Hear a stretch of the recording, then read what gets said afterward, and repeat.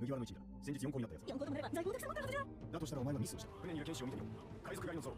そいつが落ち着いてるが、その距離でお前を瞬殺できると踏んでから懸賞金11億1100万ベリー。 Hey there, pirates. Welcome aboard the Anime No Mi channel. Since Zoro made that mysterious request to Vegapunk on Egghead, many fans have been speculating about what he could want from the world's greatest genius. In chapter 1062, when Lilith confronted the Straw Hats, Zoro made it clear that he had something to settle with Vegapunk, saying, "Hey, Vegapunk, there's something I want from you, so you'd better behave. Got it?" But before we could find out what it was, the Egghead arc took such a chaotic turn that the promise was left hanging. In chapter 1113, Vegapunk's original body, Stella, lost its life during the confrontation on Egghead. It was a moment that left the future of technological advancements and Luffy's hopes in a state of uncertainty. However, the manga brought a surprising twist in chapter 1134. Lilith, Punk's O2, reappears in Elbaf, bringing with her a functional clone of Vegapunk. This clone seemingly retains all the memory, knowledge, and personality of the original, reviving the possibilities that Zoro's request could finally be revealed. And what better place for this to happen than Elbaf, a land filled with legends and great warriors? I believe Oda is building something incredible for Zoro's development, and this request might be the key to it. To understand the relevance of this moment, we need to look at previous chapters. In the Thriller Bark arc, chapters 442 to 489, Zoro showed the extent of his loyalty and sacrifice by absorbing all of Luffy's pain and fatigue at the hands of Kuma. It was a milestone that defined his willingness to do anything so that Luffy could achieve his dream of becoming the Pirate King. But at the same time, it showed that Zoro carries an enormous weight on his journey, both physically and emotionally. Since then, we've seen Zoro constantly seek perfection in his skills, such as in his quest for Enma in the Wano arc, chapters 909 to 1053. However, what happened on Egghead suggests that Zoro may have realized that he needs something more to face the challenges ahead. Vegapunk, as we know, is a man whose scientific advancements transcend generations. His work with artificial Akuma no Mi, his experiments with bloodlines, and his creation of weapons based on celestial technology have made him almost a divine figure in the One Piece universe. If Zoro had something in mind to ask him, it is almost certain that it involves a unique enhancement that only Vegapunk could provide. And considering that Lilith brought this clone to Elbaf, it makes sense to think that Zoro would take this chance to finally make his request. But what could this request be? Well, the answer may be tied to a recurring theme in Zoro's journey, his relationship with his swords. Since the beginning of the series, we've seen how Zoro treats his swords not just as tools, but as extensions of himself. The Wado Ichimonji, the Sandai Katetsu, and more recently, Enma. All of these swords carry stories and powers that define Zoro's journey. Perhaps what he asked Vegapunk for has to do with a way to maximize the potential of his weapons, making them even more powerful and connected to him. Remember that Vegapunk has already demonstrated his ability to infuse objects with Akuma no Mi powers, as we saw with Spandam's Funk-freed Elephant Sword, chapter 385. I think Zoro could have asked for something along those lines, but on a much larger scale. Maybe he wanted Vegapunk to use his technology to unlock hidden potential in Enma,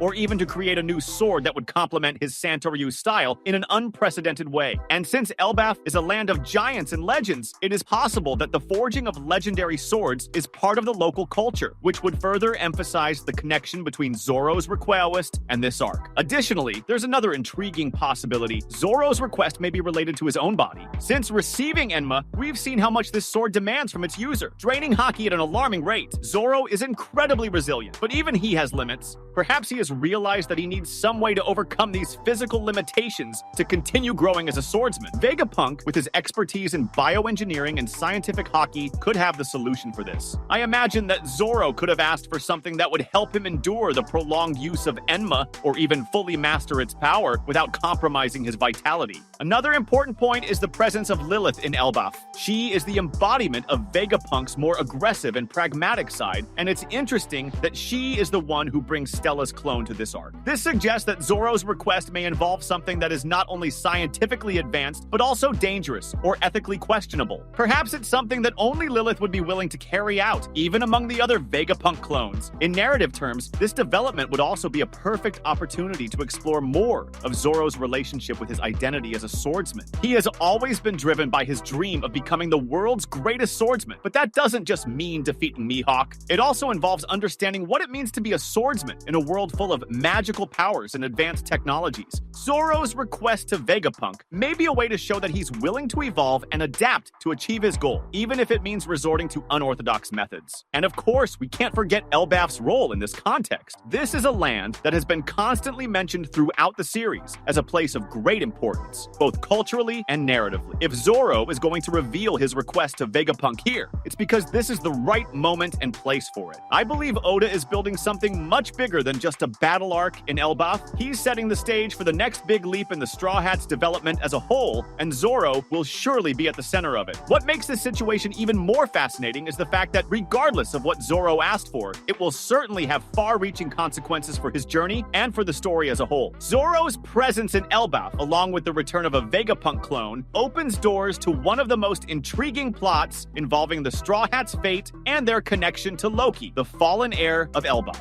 Zoro, who has already shown on several occasions a strong connection to the idea of growth through challenge, now finds himself in a place where legendary giant warriors made history. A perfect setting for him to take a step forward on his path to becoming the world's greatest swordsman. The Elbaf arc is a fascinating one, especially when considering the giants and their culture of honor, strength, and legends. Loki's name comes up as the epicenter of various controversies on the island, whether for the chaos he caused by killing his father, Harold, or his desire to obtain the legendary Akuma no Mi of the royal family. This fruit is a key point, as it is said to have powers that could alter the balance of power in the world, potentially rivaling the abilities of the most feared fruits, like the Gura Gura no Mi. So where does Zoro fit into this story? Well, perhaps even in his cloned form. Vegapunk possesses knowledge about the true power of this Akuma no Mi and how it could be used or even destroyed. After all, we know that the scientist is obsessed with the study of devil fruits, and Lilith brought with her all the necessary data to continue his research. If Zoro made a request to Vegapunk on Egghead, this moment in Elbaf is the perfect opportunity to follow through with that promise. It's possible that Zoro's request wasn't something simple,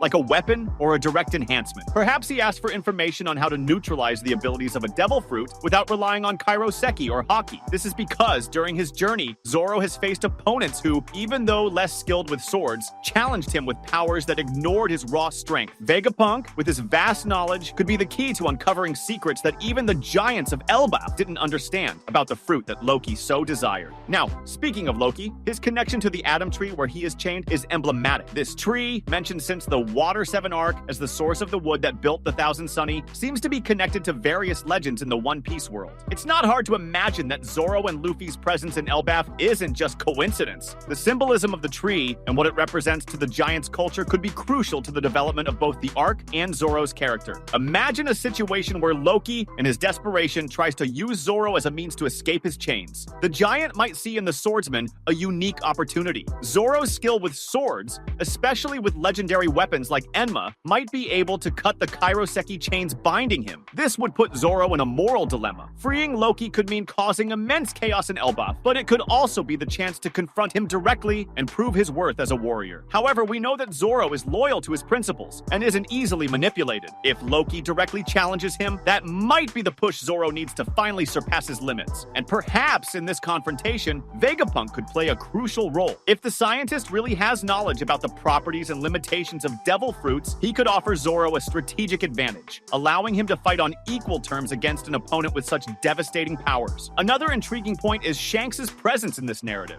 We already know that Loki has an unresolved history with the red-haired pirate, who even knocked him out with his Haoshoku Haki. The fact that Luffy and Zoro are in Elbaf puts them in an interesting position, where they might follow in Shanks' footsteps and perhaps better understand the Yonko's role in this story. Vegapunk, with his intellect, could be the bridge that connects these narratives, explaining Loki's true importance and his connection to the underworld. And what if Loki is freed? Well, that could trigger a series of events that would put the Straw Hats on a collision course with the underworld itself and its darkest secrets. But as always, I think it all depends on the path Zoro chooses. After all, he is more than just a swordsman. He is a warrior who carries the dreams of his comrades, and that makes all the difference in a world where honor and power go hand in hand. What do you think about all of this? That was today's content. We hope you liked it and want to share your opinion on the subject. Don't forget to share the video, give it a thumbs up, and I'll see you in the next video. Take care and stay amazing.